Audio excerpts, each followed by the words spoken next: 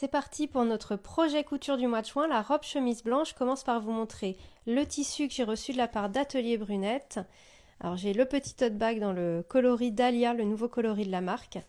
Et donc le tissu que j'ai choisi, c'est le lin viscose coloris off-white avec les petits boutons en Corozo. Eux, c'est les boutons coloris mustard.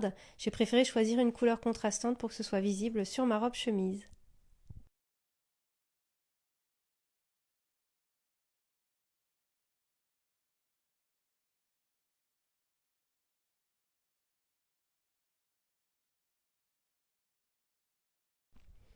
Alors le lin viscose de chez Atelier Brunette, je le trouve assez opaque pour un tissu blanc. Je vais quand même le doubler, ça me permettra de vous montrer comment faire.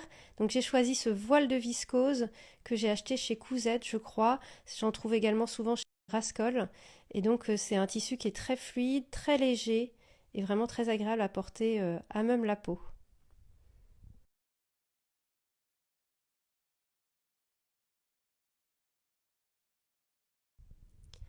Je voudrais vous montrer une petite nouveauté de la boutique en ligne. Quand vous êtes connecté à votre compte client, il y a maintenant un bouton de téléchargement des patrons dans votre récapitulatif de commande.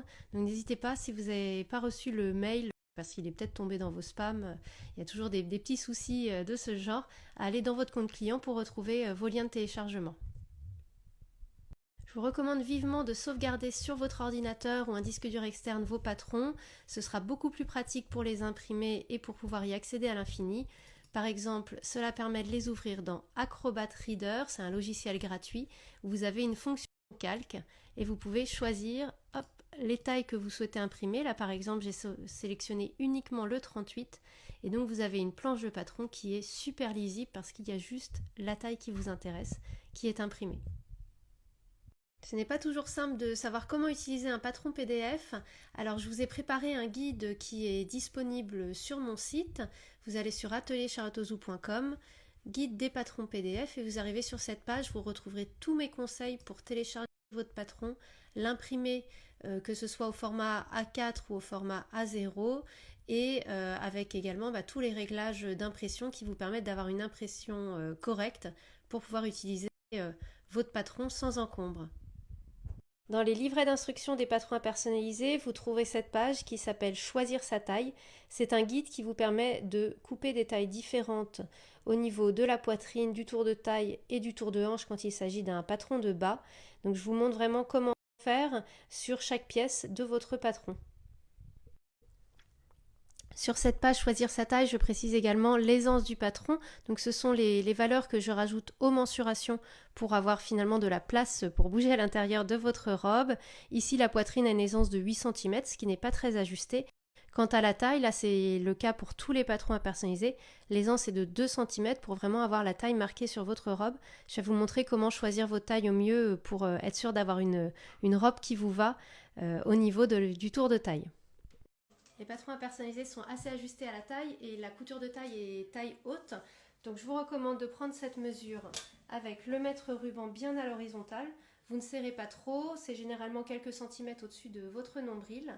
Et si vous aimez avoir du confort, si vous n'aimez pas être serré au niveau de la taille, je vous recommande de prendre cette mesure par exemple en fin de journée. Souvent on a un tour de taille qui est un peu plus grand, ou également prendre cette mesure assise. Là vous êtes sûr à ce moment-là d'avoir de la place. Les patrons à personnaliser sont proposés en deux types de poitrine, bonnet AB, bonnet CD. Si vous hésitez entre les deux, la meilleure solution sera de faire une toile. Là, vous pourrez trouver la taille qui vous convient. Une fois que ce sera trouvé, ce sera la même pour tous les patrons à personnaliser.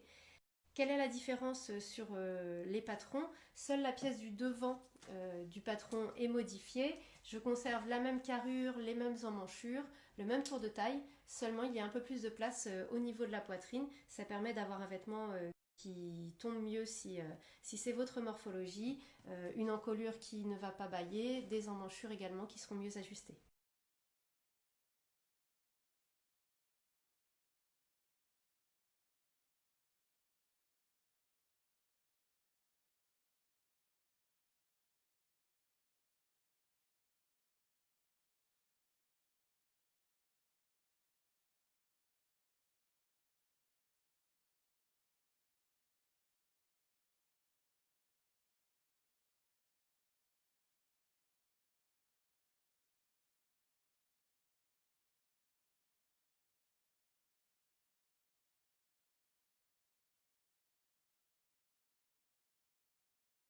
Avant de couper dans ma planche, j'ai gradé entre les tailles. Donc je vais coudre 2 tailles différentes entre le tour de poitrine et le tour de taille. Ça permet d'avoir une création qui correspond le mieux à mes mensurations et à ma morphologie.